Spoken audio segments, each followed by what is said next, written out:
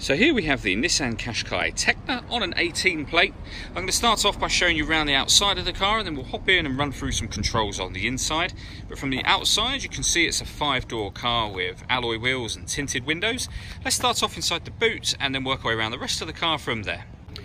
So as we approach the boot, you'll see we've got reversing sensors. This car's also got a 360 parking camera as well.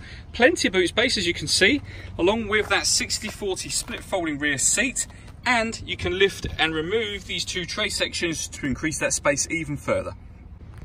Okay, so I'm just going to work my way back round to the front of the car, and then we'll hop in and run through some controls on the inside. But now that we've done a full circle of it, you can see it's in excellent condition the whole way round. Just briefly before we climb in, I think it's well worth seeing the interior from this exterior point of view. There's plenty to run through on the dashboard, so let's hop in and we'll do that right now. Okay, so now that we're inside the car, we're going to start with the dials. On the left-hand side, we have the rev counter, and on the right-hand side, the speedometer and fuel gauge. In the middle, on the bottom section of that middle bit, you can see the total miles of this car, which are 15,871.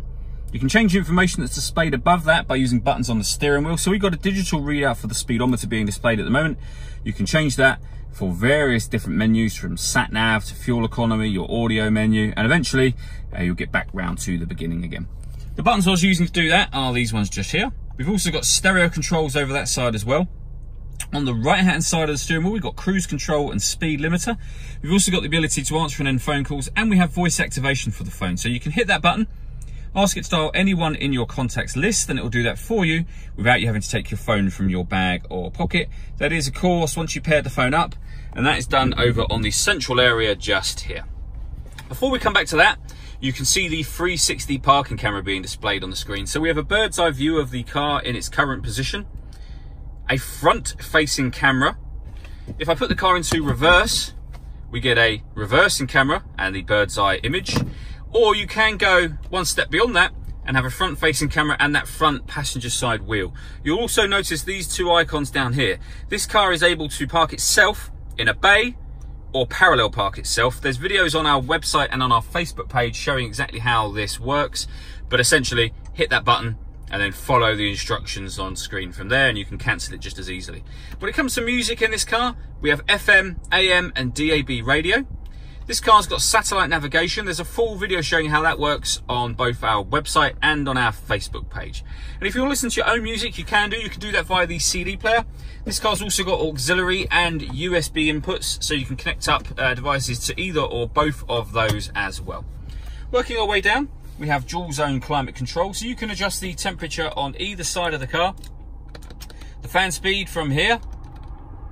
You can determine where you'd like the air to be distributed, and then that button will turn the air conditioning on and off. So it's on at the moment, off, and back on again. Or you can hit auto, and the car will now maintain those temperatures by taking full control of the fan speed for you here.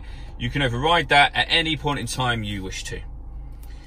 Below that, we have an electronic handbrake with auto hold function, 12-volt charging socket, the 6-speed manual gearbox, driver and passenger heated seats with 2 different heat settings on both. And then inside the central armrest, the 12-volt charging socket, so a second one of those, and the auxiliary and USB inputs that I mentioned previously. The last thing I want to talk about is the panoramic glass roof for the car. You can see the sunblind is closed at the moment. There's a button just here. Give that a push, and that will open all the way to the back of the rear seats. And as you can see, that lets in a huge amount of extra light. All that leaves me to say is thank you for taking the time to watch this video. If you'd like to come and see the car in person and have a test drive, please feel free to call any of our MJA sites. We'd love to hear from you soon.